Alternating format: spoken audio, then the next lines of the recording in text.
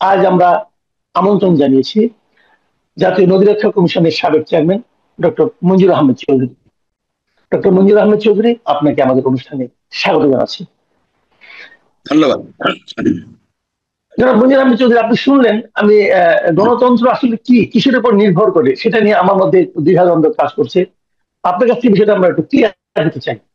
আমার প্রথম প্রশ্ন, যে নির্বাচনটা হচ্ছে, আমি ধরে নিচ্ছি নির্বাচনটা হবে ফেব্রুয়ারিতে, যদি আমরা ধরে নেই এখন যেভাবে অগ্রসর হচ্ছে, মানে এই সরকারের বিভিন্ন কর্তা ব্যক্তিদের মুখে নির্বাচনে যে চেহারা আপনি দেখতে পাচ্ছেন তাদের কথার উপর ভিত্তি করে, সেই নির্বাচন থেকে আপনি কি মনে করেন এটা আমাদের দেশের মানুষের কাছেও গ্রহণযোগ্য হবে অথবা বিশ্বব্যাপীও গ্রহণযোগ্য হবে? আপনার কাছে কি মনে হয়? আগে ভাবতে হবে যে আদৌ নির্বাচন অনুষ্ঠিত হবে কিনা। নির্বাচন নিয়ে অনেকের ভিতরে সংশয়ের সৃষ্টি হয়েছে। কিছুক্ষণ আগেও আমাকে এক ভদ্রলোক, বিএনপির একজন সেলটান নেতা, উনিও সংশয় প্রকাশ করলেন। সংশয় প্রকাশ করার কয়েকটা কারণ আছে। যে এখানে কেয়ারটেকার গভর্নমেন্ট বলেন, ইন্টারিম গভর্নমেন্ট বলেন, তার যে প্রধান এবং তার যে অন্যান্য সহযোগীরা, তাদের নিরপেক্ষতা নিয়ে কিন্তু ব্যাপক প্রশ্ন উঠছে। এ বিষয়ে কোনো সন্দেহ নাই। আর একটা বিষয় হচ্ছে যে এখানে যারা যারা ইলেকশন করবেন তাদের মধ্যে দুটো ভাগ হয়ে গেছে। একটা ভাগে বিএনপি এবং সামান্য কয়েকটা দল, আর একটা ভাগে হচ্ছে বাকি দলগুলি। তারা চাচ্ছে প্রপোর্শনাল বা সংখ্যানুপাতিক নির্বাচন, আর ওনারা চাচ্ছে যে ট্রাডিশনাল যে ফার্স্ট পাস্ট দ্য পোস্ট, সেই এটা নিয়ে তারা কিন্তু রাস্তায় নামার কথা বলছে। এখানে সমস্যাটা হলো যে ঐক্যমত্য কমিশন এই বিষয়টা নিয়ে কিন্তু প্রথমেই আলোচনা করে কিন্তু একটা সুরাহায় আসতে পারতো, তারা কিন্তু সেদিকে হাঁটে নাই। আর একটা বিষয় হচ্ছে যে এখানে যে আইন শৃঙ্খলার যে দুর্বল পরিস্থিতি, এসব নিয়ে চিন্তা করলে দেখা যায় যে সারা দেশব্যাপী নির্বাচন করা সম্ভব হবে না। এই জন্য আমাদের যে প্রধান সেনাবাহিনী প্রধান, উনিও কিন্তু বলছেন যে নির্বাচনটাকে 8 দিনে করতে হবে, 8টা ডিভিশনে। তার কারণ হচ্ছে আইন শৃঙ্খলা পরিস্থিতি নিয়ে ওনার সন্দেহ ছিল বা আছে। এই সব মিলাইলে যে নির্বাচন যে আপনার ফেব্রুয়ারিতে হবে এ বিষয়ে আমারও সন্দেহ আছে। তাছাড়া যেভাবে সীমান্তে গন্ডগোল শুরু হয়েছে, আরাকান আর্মি লোক নিয়ে যাচ্ছে, তারপরে খাগড়াছড়িতে বাঙালি আর উপজাতি এদের সংঘর্ষ চলছে, একটা উত্তেজনার পরিস্থিতি। তাছাড়া ডক্টর রিসেন্টলি জাতিসংঘে মেহেদী হাসানের সাথে একটা ইন্টারভিউ দিয়েছেন। সেই ইন্টারভিউতে মেহেদী হাসান তাকে বলেছেন যে নেপালের মতো আপনি তাড়াতাড়ি নির্বাচন দিচ্ছেন না কেন। তার উত্তরে উনি বলছেন যে অনেকে তো নির্বাচন চায় না। কেউ বলে আপনি 5 বছর থাকেন, বলে না নির্বাচন করেন। কেউ বলে যে আপনি 50 বছর থাকেন। এখন 86-87 বছর বয়স্ক একজন ভদ্রলোককে 50 বছর ক্ষমতায় দেখতে চায়, এ ধরনের কথা যারা বলে তারা তো বেকুব। এই বেকুবদের কথা উনি আবার বিশ্ব দরবারে ফুলে ফাঁপায় বলতেছেন। সুতরাং ওনার ভিতরে একটা অ্যাটিটিউড আছে। সব মিলে আমি বলবো যে নির্বাচন হওয়ার সম্ভাবনা অনেক ক্ষীণ, আর হলেও সেই নির্বাচন গ্রহণযোগ্য হবে বলে আমি মনে করি না।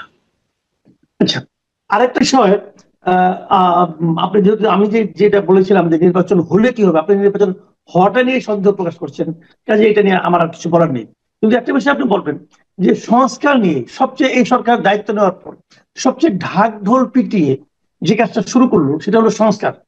একাধিক সংস্কার কমিশন করলো, সেই সংস্কার কমিশন গুলো রেজাল্ট এনে আবার একসঙ্গে বসলো, আবার ঐকমত্য কমিশন করলো, ঐকমত্য কমিশনে কিছু কিছু জায়গায় একমত হলো তারা। তারপর আবার এখন ক্যাচাল বাঁধলো যে এই ঐকমত্য যেগুলো হয়েছে সেগুলো বাস্তবায়ন কিভাবে হবে, এটা নিয়ে আরেক ক্যাচাল কিন্তু মোটামুটি এখন চলছে।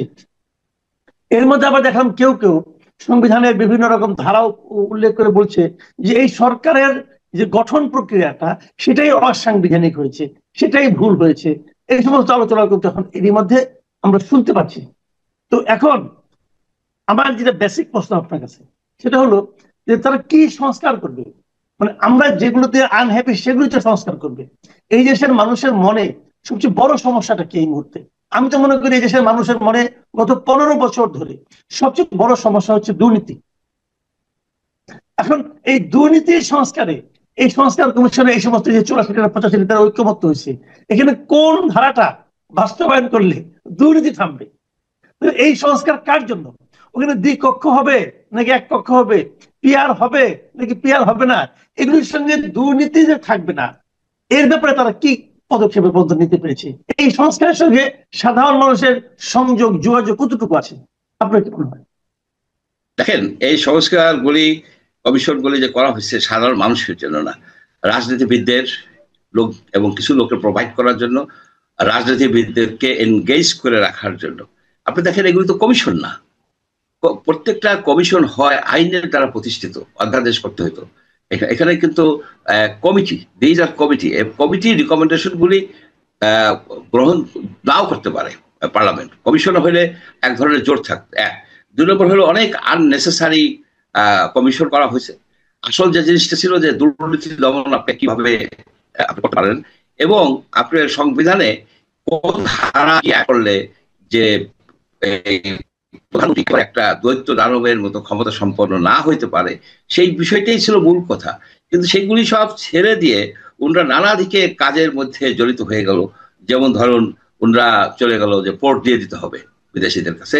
এটা কোনো দাবি ছিল? দাবি ছিল না। এটা দুর্নীতি, আউট অ্যান্ড আউট দুর্নীতি। এখন ওনার অ্যাডভাইজাররা বিরুদ্ধে কঠিন সব দুর্নীতির প্রমাণ সহ হাজির করতেছে সংবাদকর্মীরা, রিপোর্টেড কর্মীরা হাজির করতেছে। উনি সেই দিকে কোনো রকমের নজর দিচ্ছেন না, কোনো রকমের নজর দিচ্ছেন না। অর্থাৎ এই সরকারের কার্যক্রম দেখে মনে হচ্ছে যে এরা দেশি বিদেশি কিছু শকুনেরা লুটপাটের জন্য এসে লুটপাট করে তারা চলে যাবে। একটা সময় বলবে যে ইলেকশন হলো না, চলে যাচ্ছে। এই ধরনের একটা ঘটনাই ঘটার সম্ভাবনা বেশি। আচ্ছা, আরেকটা কথা বলা হচ্ছে, সেটা হলো যেমন আওয়ামী লীগকে এই মুহূর্তে তার রাজনৈতিক কর্মকাণ্ডকে নিষিদ্ধ করা হয়েছে, এবং সেটা থেকে এটুকু বোঝা যায় যে আওয়ামী লীগ কিন্তু নির্বাচনে অংশ নিতে পারছে না। এবং এটা ডক্টর ইউনূস মেহেদী হাসানকেও কিন্তু যুক্তরাষ্ট্রে বলে এসেছেন যে আওয়ামী লীগ নির্বাচনে অংশ নিতে পারবে না, নৌকা মার্কা থাকবে না ব্যালটে। এখন আরেকটা উদ্যোগ শুরু হয়েছে, জাতীয় পার্টিকে নিষিদ্ধ করতে হবে। বিএনপি বলছে জাতীয় পার্টিকে নিষিদ্ধ করা যাবে না, তারা কোনো দল নিষিদ্ধ চায় না। বিএনপির এই দ্বিচারিতা স্পষ্ট হয়ে গিয়েছে। তারা আওয়ামী লীগের সময় কিন্তু আবার এই কথা বলেনি। সবাই যার যার ধান্দায় ব্যস্ত আছে।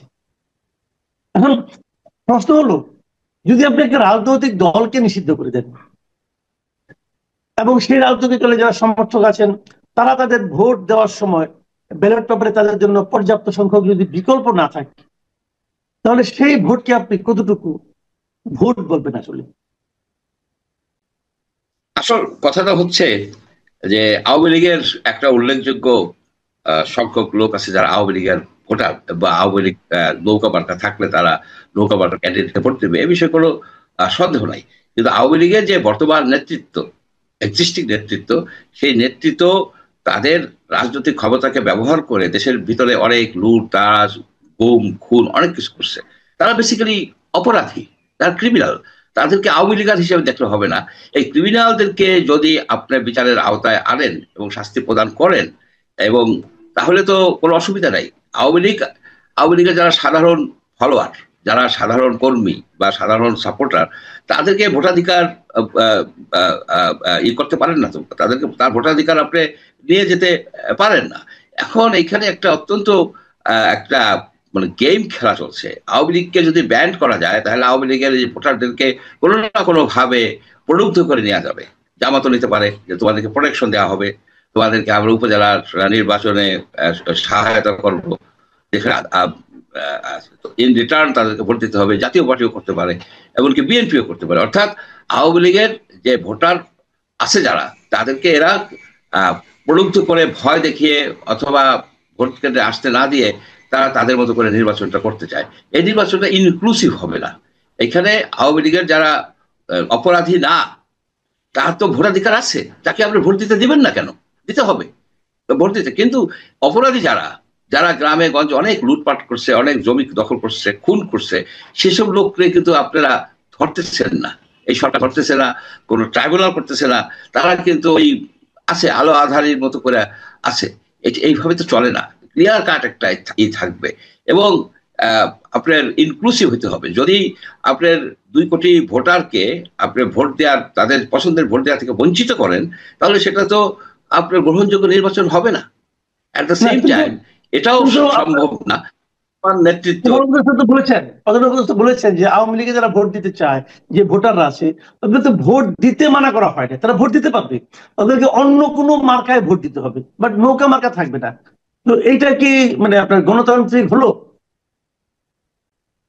আপনি হোটেলে গেছেন, আপনি মুরগির মাংস দিয়ে ভাত খাওয়ার জন্য অর্ডার দিচ্ছেন, নাকি না তুমি মুরগির মাংস ছাড়া যে কোনো কিছু খাইতে পারবা, যাও।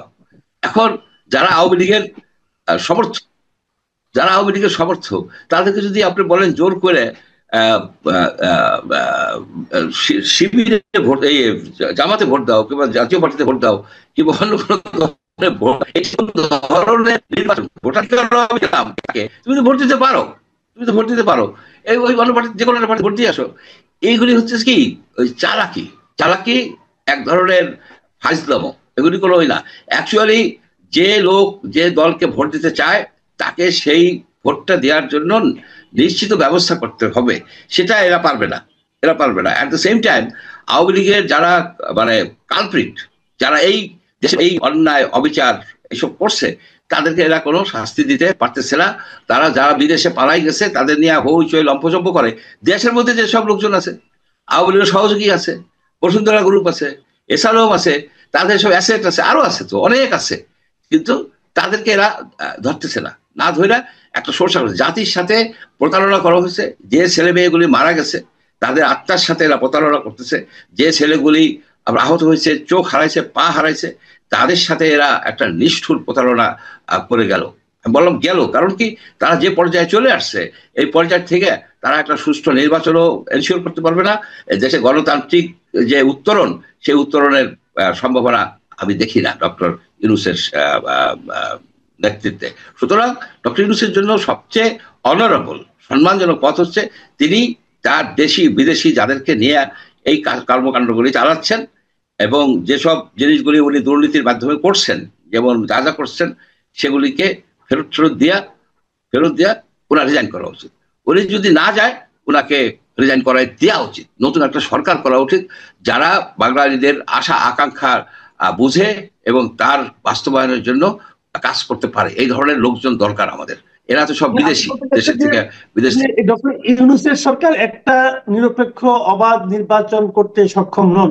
তার দেশ এই পর্যন্ত এই 14 মাসের কর্মকাণ্ডেতে বোঝা গেছে যে একটা গ্রহণযোগ্য, আমি বলবো ইনক্লুসিভের কথাও বলবো না, আমি ফ্রি ফেয়ার কথাও বলবো না, একটা গ্রহণযোগ্য, দেশে বিদেশে একটা গ্রহণযোগ্য নির্বাচন করার মতো ক্ষমতা তার নাই, এবং তার মানসিকতাও নাই। জি, অনেক ধন্যবাদ, অনেক ধন্যবাদ জনাব ডক্টর মঞ্জুর আহমেদ চৌধুরী। প্রিয় দর্শক, আপনারা শুনলেন আমাদের আসন্ন নির্বাচন, আমাদের ভোটারদের মন মানসিকতা এবং আমাদের ভোটারদের অধিকার বাস্তবায়নে এই সরকার কি কতটুকু কি করতে পারে সে বিষয়ে ডক্টর মঞ্জুর আহমেদ চৌধুরী মূল্যায়ন। আপনারা ভালো থাকবেন, আবার কথা হবে। আল্লাহ হাফিজ।